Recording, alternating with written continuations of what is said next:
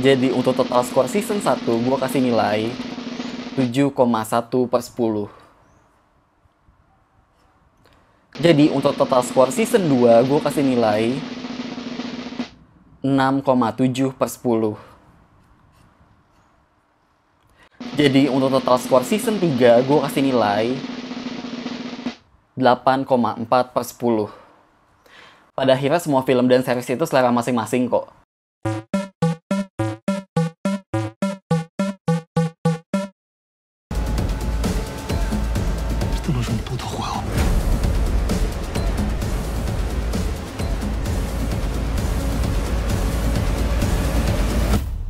Karena dari kalian cukup banyak yang request ke gue gitu ya, nonton Elite dong kak gitu kan. Ya udah akhirnya gue coba deh nonton season 1, season 2, season 3 langsung deh tuh, abis kelar kan.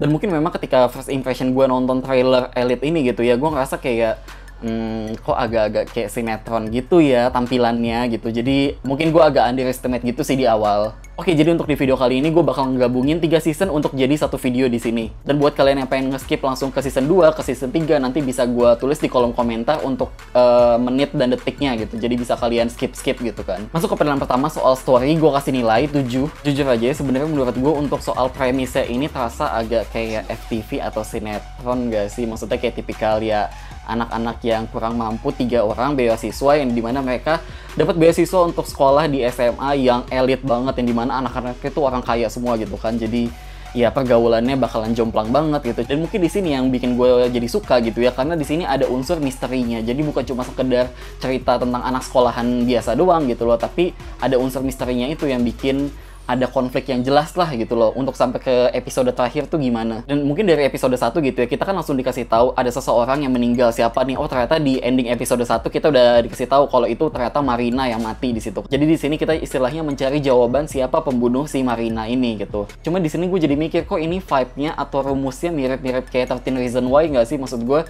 di episode 1 kita tahu ada karakter yang mati dan tipikal ceweknya pun juga agak mirip nggak sih kayak Hana gitu kan. Marina dan Hana ini kayak tipikal cewek innocent, rambutnya juga keriting gitu kalau ngomongin fisik juga. Terus ya udah jadi episode selanjutnya itu tuh ya nyeritain tentang kenapa dia bisa mati gitu kan. Cuma mungkin memang gue ngerasa di episode awal-awal tuh ini kayak memberikan vibe yang sangat amat sinetron gitu ya, sinetron Indonesia banget kayak GGS atau pokoknya apalah itu yang gue sering lihat di TV nasional kita. Maksud gue tipikal kayak anak orang kaya pakai moge gitu, terus nongkrong-nongkrong gitu. Terus juga untuk di episode awal-awal gue sebenarnya agak kurang serak aja sih dengan peraturan di sekolahnya itu. Si Nadia dia kan pakai hijab gitu kan, terus tapi sama kepala sekolahnya dia nggak boleh pakai hijab, jadi dia disuruh copot. Ya maksud gue si Nadia aja juga udah menantang gitu kan, kalau apa bedanya dengan anak-anak lain yang pakai aksesoris, pakai gelang, pakai kalung gitu.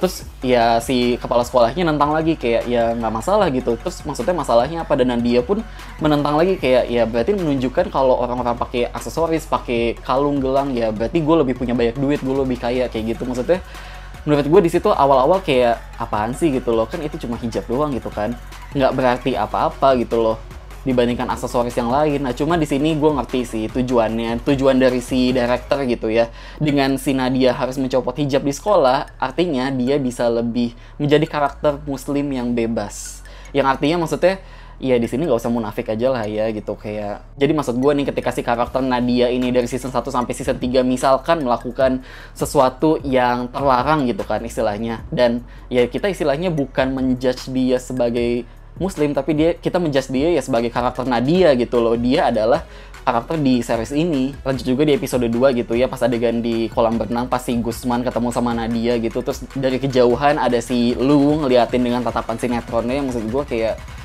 ya nggak tahu sih, pokoknya di awal-awal gue ngerasa memang ini terasa kayak sinetron banget di awal ya. Terus juga lanjut di episode 3 gue ngerasa ini sebenarnya udah ada hint banget bahwa pelakunya adalah Nano, karena di situ ada adegan di mana si detektif itu kan nanya ke siapa, Samuel gitu kan, kamu ngeliat siapa orang terakhir yang keluar dari area kolam renang gitu kan yang ngebunuh Marina. Terus dia jawab Nano, terus tiba-tiba langsung balik ke adegan si Nanonya pas di restoran, yang maksud gue kayak itu kayak udah jelas banget sih, oh berarti udah ada hint-hint gitu dong. Yang maksud gue udah curiga aja sih semenjak episode 3 gitu kan, walaupun sebenarnya ya memang ujung-ujungnya bukan Nano juga yang sebenarnya bersalah. Dan episode 3 juga ini tuh langsung to the point banget ya untuk nunjukin adegan-adegan seksnya, yang maksud gue adegan si Marina sampai buka baju kelihatan bagian depannya juga, itu maksud gue kayak wow, berani banget sih si Marina ini atau si Alyson Parker gitu kan kalau di Money Heist. Dan yang gue juga gak nyangka di episode 3 ini tuh aduh pokoknya bener-bener kayak otak gue bingung banget, kayak ini kenapa jadi semi bokep gini sih gitu loh. Cuma yang pasti kalau kalian mau nonton series ini di bulan puasa gitu ya, jangan nonton siang-siang, gue saranin, karena ini memang cukup banyak untuk adegan-adegan kayak gitunya. Jadi untungnya gue nonton ini udah dari agak lama gitu kan, sebelum puasa, jadi ya udah aman sih. Karena yang bikin gue kaget gitu ya, ada adegan threesome itu kayak wow banget gitu, wow. Lanjut juga ke episode 4 yang gue ngerasa dimana ini karakter Christian tuh kayaknya kurang didalemin banget gak sih untuk backgroundnya dia. Maksud gue Samuel dan si Nadia kan background keluarganya itu dijelasin banget dong, diliatin banget. Dan Christian ini gue bener-bener penasaran banget, dia rumahnya kayak apa, ekonominya, bokap nyokapnya dan segala macam itu nggak dijelasin sama sekali. Jadi kayak ya bingung aja sih kenapa dia bisa nerima beasiswa juga padahal nilai dia sebenarnya nggak bagus-bagus banget gitu kan. Dan mungkin sampai akhirnya di sini gue juga ngerasa karakter Guzman yang awalnya gue kira dia jadi karakter bad boy banget, yang kayak karakter antagonis banget gitu kan, kayak istilahnya kalau di 13 Reasons Why itu kayak karakter Bryce gitu. Nah tapi di sini ternyata gue ngerasa oh dia kayak karakter abu-abu aja sih. Dia ya kadang emang ngeselin, dia kadang emang jahat, tapi dia juga jahatnya pun ada alasannya gitu loh. Dan ngomongin soal karakter Omar juga gitu ya, dimana dia muslim, drug dealer, dan juga ya gitu deh gitu kan. Nah maksud gue di sini yang gue suka gitu ya tentang the irony of drugs gitu, yang jadi kayak istilahnya ya ini yang gue suka ketika karakter elit, mereka orang kaya ini, mereka mau beli narkoba itu tuh udah kayak jajan gitu loh, beli dong berapa gitu, terus ngeluarin duit dari kantong kayak ya kayak jajan permen aja gitu istilahnya gitu kan. Tapi ya memang itu kenyataannya kan, maksud gue ketika mereka punya banyak duit ya istilahnya ngeluarin duit seberapa sih buat beli narkoba semurah itu misalkan bagi mereka. Lanjut lagi ke episode 5 dimana ada adegan Marina dan Nano dia ciuman di bawah hujan-hujanan, yang menurut gue itu adegannya sinetron lagi. Yang maksud gue gini loh, gue suka adegan drama-drama, tapi adegan itu kayak nggak logis aja sih, kayak istilahnya lo itu tinggal geser dikit doang, itu kan bisa neduh gitu loh, kayak istilahnya ciumannya nggak harus di bawah tengah-tengah hujan gitu kan.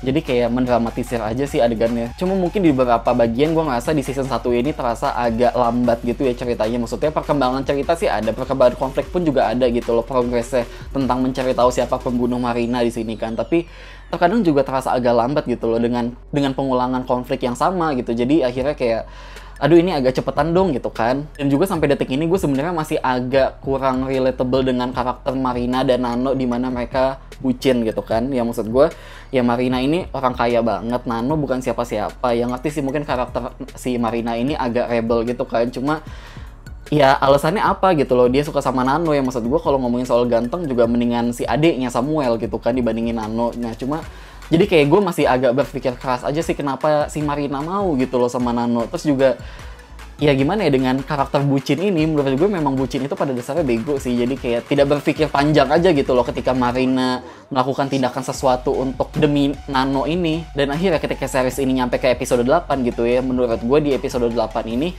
ya cukup aja sih untuk satu season gitu kan. Gak perlu nyampe 10 episode atau ya 16 episode kayak drama Korea gitu kan. Tapi sebenarnya ketika di reveal siapa pelaku pembunuhannya, itu kayak gue udah bisa nebak sih dari episode 6 atau episode 7 gitu. Oh ternyata si Polo toh, dengan motivasinya apa ya itu juga udah agak kelihatan gitu kan. Jadi jujur aja sebenarnya untuk season 1 kali ini gue ngerasa memang tidak bagus-bagus banget, tapi nggak juga yang jelek-jelek banget gitu loh. Jadi sebenarnya ya sesuai skornya aja sih di awal gitu kan. Dan sekali lagi nih peringatan buat kalian ya yang mau nonton series ini, wajib banget tahan dari segala ya cobaan yang kalian tonton deh ya itu. Lanjut ke penilaian selanjutnya, soal screenplay gue kasih nilai 7. Lanjut ke soal directing gue kasih nilai 7. Lanjut ke soal aktor dan aktris gue kasih nilai 7. Ini kenapa pemainnya sama persis kayak Money Heist banget ya, maksud gue bener-bener ada 3 orang gitu loh karakter yang sama persis gitu kan. Apakah ini prequel Money Heist gitu ya sebelum si Alyson Parker ke study tour di Royal Mint itu atau gimana. Dan mungkin jujur aja untuk di season 1 ini gue agak kurang suka dengan actingnya Lu gitu ya, walaupun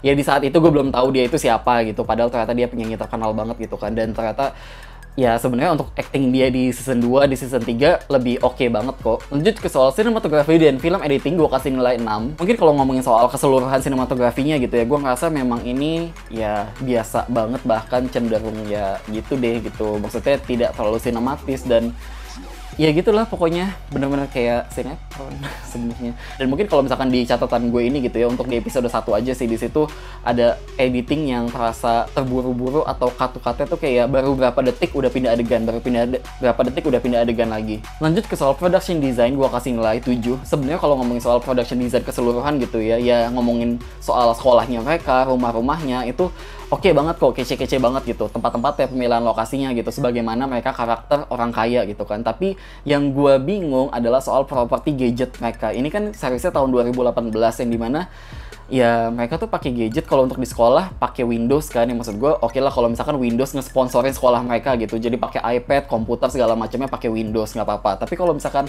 handphone pribadi yang mereka pakai juga Windows, itu gue agak aneh aja gitu loh. Maksud gue kenapa nggak pakai iPhone gitu kan? Karena tetap sih iPhone menurut gue handphone mahal nomor 1 di dunia nggak sih logikanya saat ini gitu kan. Yang maksud gue harusnya orang-orang kaya ini mereka pakai itu. Karena kalau misalnya gue bandingin sama film Mariposa gitu ya, yang dimana di film itu kan sekolahnya ya sekolah internasional juga gitu, karakternya ya orang kaya juga. Jadi ya gue ngelihat mereka pakai iPhone 11 ke sekolah dengan tanpa casing gitu kan, iPhone 11-nya kayak jatuh, pecah, ya udah beli lagi gitu kan. Maksud gue lebih bisa relate dengan ya karakter orang kaya di film Mariposa dibandingkan di Elite ini. Terus juga sempat di pertengahan episode ada karakter yang dikasih kado jam Daniel Wellington, yang menurut gue itu jam kan nggak terlalu mahal ya. Sebenarnya ya maksud gue di atas 1 juta gitu kan harganya. Bukan barang yang murah juga, cuma maksud gue ya itu kan sekitaran 2 juta, 3 juta, yang maksud gue kayak orang biasa pun juga sebenarnya masih bisa beli asalkan nabung gitu kan. Jadi maksud gue itu bukan sesuatu yang bisa ditunjukin sebagai karakter elit aja sih. Lanjut ke soal kostum, make up, dan hairstyle, gue kasih nilai 8. Mungkin dari segi kostumnya ini udah jelas banget gitu ya, mana si kaya, mana si yang miskin gitu. Jadi maksudnya dari segi bajunya aja udah kelihatan gitu, mana yang paling heboh, mana yang biasa aja. Dan mungkin salah satu aspek yang paling gue suka juga ini adalah soal make-up-nya sih, terutama yang cewek-cewek gitu kan. Dan walaupun ini di season 1 sebenarnya make-upnya belum ada apa-apanya gitu, dibandingkan season 3 menurut gue, nanti deh gue jelasin soal make-up di season 3 itu parah, bagus banget. Lanjut ke soal sound dan music, gue kasih nilai 8. Menurut gue soundtracknya ini sebenarnya menarik kok, ya tipikal anak muda banget lah ya lagu-lagunya. Dan itu dia untuk penjelasan dari season 1, gue langsung lanjut aja ke soal season 2.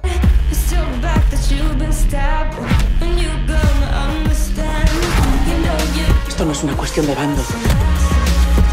Sí que lo es.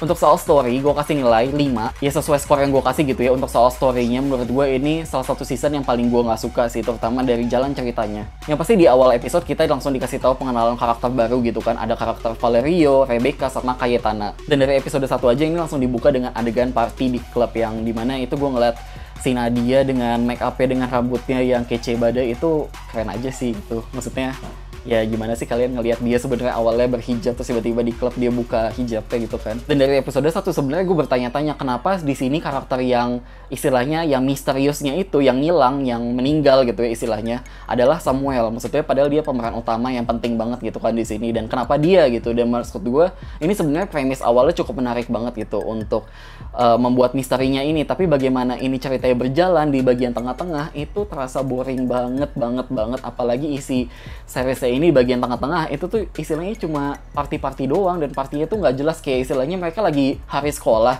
lagi tengah-tengah gitu, tiba-tiba party aja tengah malam. Yang maksud gue tuh ngerti banget yang namanya ya karakter Elliot ini, ya mungkin mereka punya banyak duit gitu kan, terus akhirnya mau ngeklub tiap malam buang-buang duit, ya silahkan gitu kan.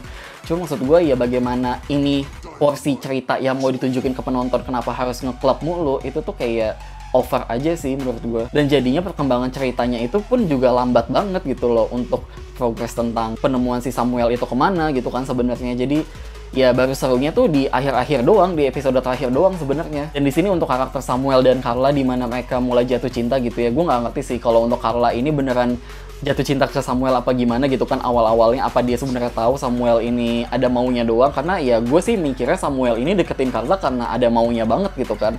Cuma ya mungkin kayak Profesor dan si Raquel di film The Money Heist gitu. Jadi ya memang awalnya si Profesor mau ngedeketin Raquel kan buat ya untuk pengen lebih tahu gitu loh musuhnya kayak apa, tapi ujung-ujungnya malah jadi jatuh cinta. Ya rumusnya sama aja sih. Terus juga pas di episode 3 di mana ada adegan si Polo ngirim teks ke Carla gitu kan tengah malam, terus si Carla kan lagi nginep sama Samuel, terus tapi HP-nya si Carla diambil sama Samuel gitu. Terus kenapa HP-nya nggak dikunci? Kenapa juga itu kan voice apa sih, kayak voice record gitu kan, yang maksud gue kalau itu udah didengerin berarti harusnya Carla tahu dong kalau HP dia udah pernah dibuka sama Samuel dan didengerin gitu itu isi voice call-nya itu. Tapi setelahnya maksud gue Carla tidak membahas hal itu, jadi kayak oh ya berarti nggak ketahuan dong. Terus lanjut di episode 4 ketika ada adegan Cayetana nyelamatin Polo di kolam renang gitu kan, pas si Polo mau bunuh diri, terus di situ kayak baru dibahas gitu sama si detektif yang wawancarain mereka semua. Terus si detektifnya tuh ngomong gitu kan, semenjak kejadian Marina mati di kolam renang itu akhirnya ya si sekolah baru naruh CCTV di seluruh area sekolah gitu ya. Maksud gue agak aneh aja nggak sih, sekolah mahal tapi CCTV mungkin cuma di beberapa spot doang. Masa iya di bagian kolam renang pun juga nggak ada? Harusnya itu ada dong dari awal gitu kan harusnya. Mungkin di sini memang pas bagian serunya ya pas di episode 7 sih, ini kayak momen klimaksnya gitu kan. Semua masalah benar-benar terbongkar semua. Ya pokoknya masalah Gusman dan Nadia, terus masalah Cayetana juga, terus masalahnya Carla sama Samuel, itu semuanya benar-benar kebongkar gitu di episode 7 ini. Maksud gue akhirnya di episode 7 tuh kayak oke, ini mulai seru lagi nih, mulai ya stick sama konflik yang utama lagi gitu kan. Dan akhirnya ketika nyampe di episode 8, ternyata ada sebuah plot twist yang sebenarnya gue sendiri cukup suka. Jadi makanya kenapa gue bilang gue suka sama endingnya aja sih gitu loh. Tapi bagaimana ini berjalan dari episode 1 sampai menuju ke 7 gitu, itu ya banyak yang kerasa kelamaan aja. Dan yang bikin gue kesel juga adalah 20 detik terakhir dari episode 8 yang dimana oke, jadi ternyata si Polo bisa tetap bebas gitu ya. Walaupun gue ngerti sih mungkin memang itu mau menunjukkan ya karakter elit itu asalkan punya banyak duit ya dia nggak bakal dipenjara, dia bisa nyogok, bisa bayar ke pengadilan, terus akhirnya dia bebas gitu kan. Cuma maksud gue dengan ending yang kayak begitu nih, gue ngerasa season 2 ini kayak sia-sia aja. Maksud gue buat apa 1-7 itu kita istilahnya membuat si karakter Carla tuh speak up ke polisi gitu kan untuk ngaku, terus ujung-ujungnya tapi si pelakunya Polo pun juga nggak dipenjara ya segimana seharusnya gitu kan. Jadi ya terasa buang-buang waktu aja sih gitu loh, karena kayak nggak berasa, karena kayak doing nothing aja gitu. Lanjut ke soal screenplay, gue kasih nilai 5. Lanjut ke soal directing, gue kasih nilai 6. Lanjut ke soal actor dan actress, gue kasih nilai 7,5. Lanjut ke soal sinematografi dan film editing, gue kasih nilai 7. Mungkin dari segi sinematografi, gue ngerasa di sini agak sedikit peningkatan gitu ya. Maksudnya tidak terasa seperti sinetron kayak yang di season 1 gue ngerasa. Dan permainan angle-angle pun juga lebih menarik sih, maksudnya lebih kreatif aja dibandingkan yang season 1, terutama pas adegan di awal-awal, pas lagi adegan party slow motionnya itu keren. Terus juga pas adegan si Christian jatuh dari motor itu juga keren tuh. Lanjut ke soal production design, gue kasih nilai 6. Mungkin satu-satu yang bisa gue banggain dari soal production design di season 2 ini adalah soal rumahnya Cayetana, yang dimana itu rumahnya keren banget parah. Cuma walaupun ya memang rumah palsu gitu kan, tapi yang pasti maksud gue bagaimana mereka untuk menyewa rumahnya itu ya niat banget gitu. Nah mungkin memang itu aja sih maksud gue untuk lokasi-lokasi yang lainnya, kayak lokasi sekolah, rumahnya si Lu atau rumahnya Marina yang udah dibeli sama Rebecca gitu. Maksud gue semuanya masih sama lah. Nah di sini yang bikin gue nggak suka adalah ketika ini karena banyak banget adegan party dan partinya pun selalu di klub yang sama. Oke lah, gue ngerti ketika mereka punya tempat tongkrongan sendiri gitu kan, punya tempat langganan sendiri untuk ngeklub, tapi ya karena memang ini plot ceritanya pun banyak kan di klub, yang dimana di situ-situ aja gue ngeliatnya kayak bosan banget gitu loh. Oke, ini bentuknya ada gini lagi gitu. Lanjut ke soal kostum, makeup, dan hairstyle, gue kasih nilai 9. Entah kenapa ya, ini dari episode 1 si Carla dengan rambutnya dia agak dibelah tengah dikit gitu, itu cantik banget sih, kayak Barbie banget parah. Terus juga soal Nadia yang dimana dari episode 1 dia pakai kerudungnya tuh tipikal yang turban gitu kan, bukan hijab yang sekali masuk gitu. Jadi lebih kece aja sih kesannya. Dan entah kenapa gue ngerasa juga beberapa karakter tuh make up-nya terasa lebih on aja sih, dan gue nggak masalah banget kok dengan hal itu, karena ini ya karakter orang kaya, mereka mau pakai make up gimana ke sekolah juga silahkan banget gitu kan. Terus juga kalau misalkan kalian perhatiin gitu ya, dari segi apa sih aksesoris yang dipakai ketika mereka lagi sekolah, kayak misalkan si Carla pakai bros gitu di tengah-tengahnya, terus atau si Lu pakai bandonya macem-macem atau jepitan rambutnya, menurut gue itu ya bagus aja sih. Terus juga pas ada adegan dimana mereka olahraga gitu kan, terus seragam olahraganya menurut gue itu cukup kece sih untuk kayak sekolah orang kaya gini. Terus juga pas adegan dimana party Halloween gitu, terus semuanya kan pakai glow in the dark gitu kan, terutama make up si Polo itu darah-darahan glow in the dark itu keren. Terus juga ada kostum Money Heist juga loh istilahnya kan, karena ya ini Halloween gitu. Lanjut ke soal sound dan music, gue kasih nilai 8,5. Pokoknya fix banget gue lebih suka soundtrack di season 2 kali ini karena banyak banget lagu-lagu yang memang gue udah tahu sebelumnya, terus oh ternyata ada lagu ini tuh di sini gitu. Jadi kayak seneng aja gitu. Dan kita langsung masuk aja ke penilaian season 3. La pesadilla de una puta vez. A pesar de todo, todos somos una familia. Yo siempre voy a proteger a los míos. Untuk soal story, gue kasih nilai 8,5. Oke, mungkin untuk soal opening dari season 3 episode 1 ini gitu ya, gue ngerasa ada keanehan aja sih. Maksud gue soal karakter Polo di sini. Dia kan istilahnya di sini udah ketahuan banget gitu kan sama seluruh jagat sekolah kalau dia itu sebenarnya pembunuhnya Marina. Tapi dia tetap mau sekolah di situ. Yang maksud gue kenapa si Polo ini nggak pindah sekolah aja gitu kan, demi mendapatkan nama yang lebih baik lagi gitu. Nah cuma, oh ternyata di beberapa episode selanjutnya bakal dijelasin lagi kok ternyata dia dibully lah, dia ya pokoknya benar-benar dicecer banget itu sama teman-temannya. Yang maksud gue mungkin awalnya nih ketika gue selesai nonton dari season 2 gitu ya, pas si Polo datang ke sekolah lagi, gue ngerasa ini karakter Polo kok kayak terpaksa banget ya dimasukin lagi gitu ke karakter elit ini. Padahal sebenarnya hidupnya bisa happy-happy aja nih sekolah gitu kan, tanpa adanya Polo masuk lagi ke sekolah itu. Cuma oh ternyata pas dijelasin lagi kalau misalkan si karakter Polo ini orang tuanya itu kan orang kaya banget sampai dia akhirnya nyogok sekolahnya demi membiayai beasiswa untuk anaknya bisa, untuk salah satu muridnya bisa kuliah di luar negeri gitu kan. Jadi ya memang begitu sih, maksud gue kayak orang kaya kalau punya duit ya pasti bakal menggunakan powernya dengan itu. Jadi poinnya di sini adalah ya sebenarnya dengan karakter Polo masuk ke sini lagi, gue sih nggak masalah banget gitu loh, karena ada penjelasan-penjelasan yang sebenarnya masih cukup logis aja. Terus juga di episode 1 gue sebenarnya bingung banget sih sama karakter Ender yang dimana dia tuh kayak punya masalah, tapi dia nggak mau cerita-cerita, dia nggak mau ngomong, kayak dipendem sendiri aja. Jadinya gue gregetan sendiri gitu loh sama karakter Ender di sini. Dan sebenarnya ketika ini nyampe ke season 3 gitu ya, oh ternyata ini memang rumusnya sama ya dengan season 2 dan season 1, yang dimana episode satunya, episode pertama dari tiap season tuh pasti tipikal yang dimana ada seseorang yang meninggal atau yang ngilang, terus ya udah jadi kayak tipikal diinterogasi semua gitu tiap episodenya gitu kan. Cuma paling yang bikin beda antara season 1, season 2 dan season 3 adalah soal lokasi interogasinya aja sih. Yang season 1 kan di kantor polisi, season 2 di mana tuh, di kelas mereka kan, dan season 3 ini ya di kejadian di klub itu. Dan akhirnya ketika episode 1 ini di reveal gitu ya siapa yang mati di sini, awas aja kalau dia ternyata sebenarnya nggak mati gitu. Kayak season 2 kan Samuel sebenarnya cuma ngilang doang, dia nggak mati gitu. Dan mungkin yang bikin gue juga suka sama season 3 kali ini adalah ini tuh kayak lebih jelas aja sih per episode-nya gitu ya. Jadi tidak terasa buang-buang waktu karena per episodenya ini tuh ya tipikal kayak 13 Reasons Why nggak sih? Maksud gue kayak episode 1 siapa yang bersaksi gitu, terus episode 2 siapa yang giliran yang ngomong, episode 3 siapa yang ngomong. Jadi istilahnya tiap karakter di sini seakan tuh kayak punya masalah dengan karakter yang meninggal gitu loh, si Polo gitu kan. Jadi ya semuanya bisa jadi suspek. Dan ternyata oh ketika ini nyampe ke ending, ke episode 8, dan ternyata di sini ada plot twist yang menurut gue cukup segar banget, yang gue suka banget sih dengan plot twistnya. Jadi ya dengan bagaimana ini berjalan gitu kan, episode 1, 2, 3, 4 dengan kesaksian masing-masing tiap orang, oh ternyata itu semua ada alasannya. Cuma jujur aja di sini gue agak bingung sama karakter Samuel yang dari season 2, dia tuh kayak apa ya, hidupnya kayak nggak bahagia banget gitu loh, mukanya, raut wajahnya tuh kayak muka pendendam banget gitu loh, matanya melotot. Jadi maksud gue bahkan itu dijadiin sindiran juga kan sama Rebecca, kayak lo ketawa dikit kayak senyum dikit gitu, jangan cemberut doang gitu kan. Terus juga di episode 2 gitu ya, ketika si Ender dia tahu dia punya penyakit,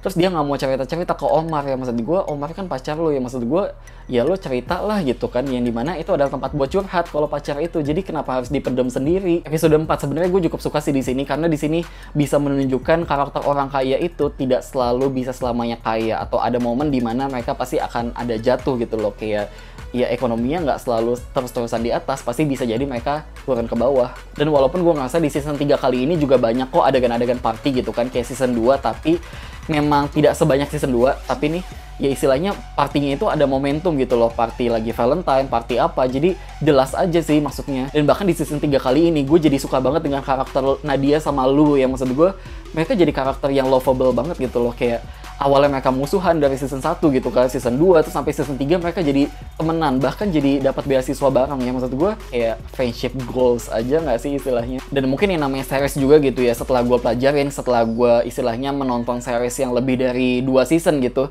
gue ngerasa memang ketika kita sebagai penonton sudah nonton series yang banyak gitu jumlah seasonnya, istilahnya kita tuh jadi bisa lebih mengenal karakter-karakter di seriesnya itu. Jadi ketika ini udah nyampe season 3, mungkin sampai season 5 misalkan, oke kita akhirnya udah tahu banget nih, ini karakter dia tuh tipikalnya kayak apa, ada masalah dikit misalkan ngambek, misalkan kayak gitu. Ada karakter yang mana ada disentil dikit tiba-tiba langsung pendendam gitu kan. Nah maksud gue jadi kayak kita lebih mengenal aja siapa mereka di sini. Dan ini dia gitu ya yang gue tunggu-tunggu dari sebuah series gitu. Maksud gue, kalian ngerasa nggak sih kalau nonton series endingnya gantung itu tuh kayak aduh masih ada season selanjutnya, dan tapi untuk di Elite season 3 kali ini endingnya sama sekali nggak ada yang gantung, walaupun ya sebenarnya kata Google atau IMDb, Wikipedia sebenarnya bakal ada Elite yang keempat atau yang kelima gitu kan. Jadi ya bakal ada cerita baru lagi sih mungkin. Cuma maksud gue istilahnya untuk konflik soal Marina dan Polo ini kan udah kelar, udah selesai banget gitu loh. Dan maksud gue beberapa karakter lainnya yang memang sudah lulus dari sekolah, kayak contohnya Nadia, Lu, Carla, Valerio, yang maksudnya ya mereka udah out dari season ini gitu loh. Dan mungkin season selanjutnya ya memang menyisakan karakter yang masih sekolah di situ aja sih. Dan entah kenapa juga pokoknya di season 3 kali ini gue ngerasa gue jadi jatuh cinta banget dengan karakternya Lu sih. Maksudnya kayak dia orang kaya tapi dia ya gimana ya, istilahnya orang kaya tidak selalu selamanya bahagia aja sih. Lanjut ke penilaian selanjutnya soal screenplay, gue kasih nilai 8,5. Nah ini sih yang udah gue bilang tadi, ketika sebuah series udah nyampe di atas season 2 gitu ya, gue ngerasa ya naskahnya itu lebih relax aja, lebih apa ya, tidak kaku gitu loh antara satu pemain dengan satu pemain lainnya, karena kita udah mengenal gitu kan, dia ini karakternya gimana, dia kayak gimana. Lanjut ke soal directing, gue kasih nilai 9. Lanjut ke soal aktor dan aktris, gue kasih nilai 8,5. Kalian ngerasa nggak sih karakter Christian dan Nano itu dari season 2 mereka tuh udah ngilang entah kemana dari peradaban? Yang maksud gue sebenarnya ini kayak salah satu cara bagaimana ya sinetron, telenovela, apapun itu yang berseri-seri gitu kan istilahnya, untuk memutuskan kontrak yang sebenarnya di dunia nyata gitu ya, dengan cara membuat karakternya meninggal atau sakit atau apa, pokoknya dia jauh lah dari peradaban si series ini gitu. Karena yang gue curiga kan mereka berdua pasti syuting Money Heist dong untuk yang ketiga dan yang keempat, jadi ya bentrok aja sih kayaknya. Lanjut ke soal cinematography dan editing, gue kasih nilai 7,5. Lanjut juga ke soal production design, gue kasih nilai 8. Yang udah gue bilang tadi juga gitu ya, di sini party-partinya pun banyak, tapi partinya pun karena jelas momentum, jadi kayak ya sesuai aja sih, kayak lagi di lokasi mana, jadi lebih bervariasi aja, nggak cuma di satu klub itu doang. Lanjut juga ke soal kostum, makeup, dan hairstyle, gue kasih nilai 9. Entah kenapa sih ya, ini pas lagi adegan pool party itu semua make upnya, kostumnya kece-kece banget, apalagi si Carla gitu, dia apa sih cantik banget, pokoknya pakai kayak apa ya, panjang gitu loh, dress panjang tapi tembus pandang ya karena buat pool party juga gitu kan. Terus juga make upnya pun kalau kalian perhatiin itu tipikal rambutnya yang klimis ke belakang, itu maksud gue ya keren aja sih. Terus juga Lu juga cantik banget di situ. Dan bahkan bukan di situ aja kok, pas adegan ya graduate party mereka yang di klub yang langganan mereka itu juga make upnya keren-keren semua. Lanjut ke soal sound dan music, gue kasih nilai 8,5. Udahlah, ini soundtrack emang keren-keren banget gitu kan, walaupun di season 3 kali ini gue ngerasa lebih banyak lagu-lagu Spanyol gitu ya kayaknya dipakainya dibandingkan lagu bahasa Inggris gitu. Cuma di sini ada lagu Churches juga, jadi makanya gue suka banget dengan soundtrack di sini. Dan pada akhirnya semua penilaian tadi dari season 1, 2, dan 3 gue tambah-tambahin dan menjadi nilai rata-rata di awal video ini. Oke, sekian review series ini dari gue dan makasih udah nonton.